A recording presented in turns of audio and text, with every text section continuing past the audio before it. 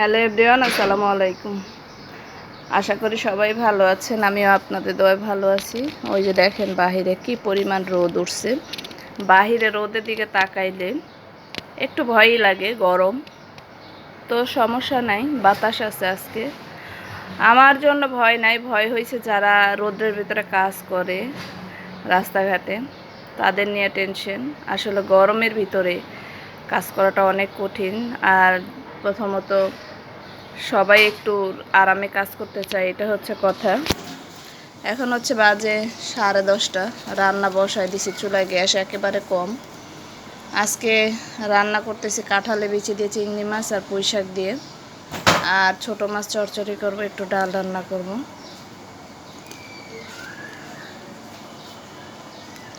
আমি চিড়া খাইতেছি বৈশা বৈশা। পানি খাবো আপা?